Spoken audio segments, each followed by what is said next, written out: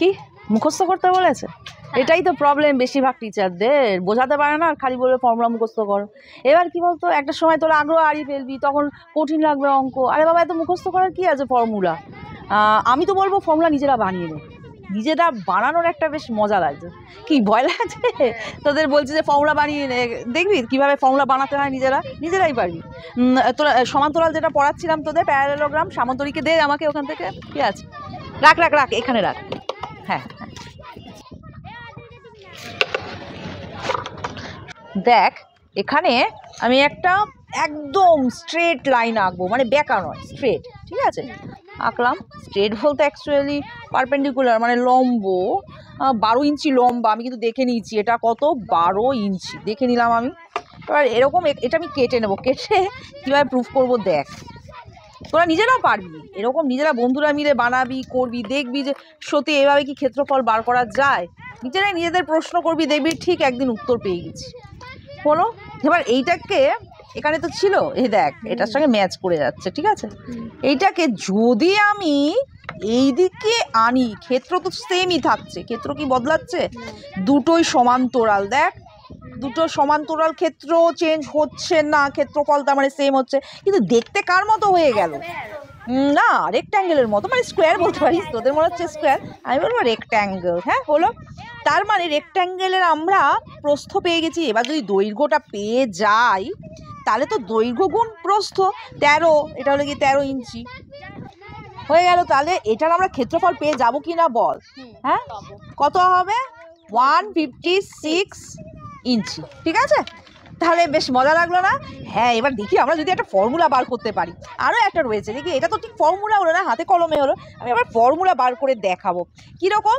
এটা তো সামান্তরিক, মানে প্যারালেলোগ্রাম, এর মাঝ বরাবর আমি একটা লাইন টানবো। ঠিক আছে, লাইন টেনে এটাকে দুভাগে ভাগ করব, আর কিছুই না। হ্যাঁ, এবার কাটবো এবং কেটে দেখাবো কিভাবে ত্রিভুজের ক্ষেত্রফলের সঙ্গে আমাদের প্যারালেলোগ্রাম অর্থাৎ সামান্তরিকের ক্ষেত্রফল রিলেটেড। এই দুটোকে দেখ, যখন পাশাপাশি রাখলাম একদম সেম হয়ে গেল না? তাহলে যদি আমরা এরকম করি, ত্রিভুজের ক্ষেত্রফল বার করি আর তার সঙ্গে 2 গুণ করলে হয়ে যাবে। দেখ ত্রিভুজের ক্ষেত্রফল কত আমরা জানি, হাইট ইন্টু বেস। হাইট, যদি হাইটটা মাপতে হবে আর মাপতে হবে বেস, দেখে নি হাইট কতটা। আচ্ছা, এটা হলো গিয়ে 11, ঠিক আছে, 11 ইঞ্চি।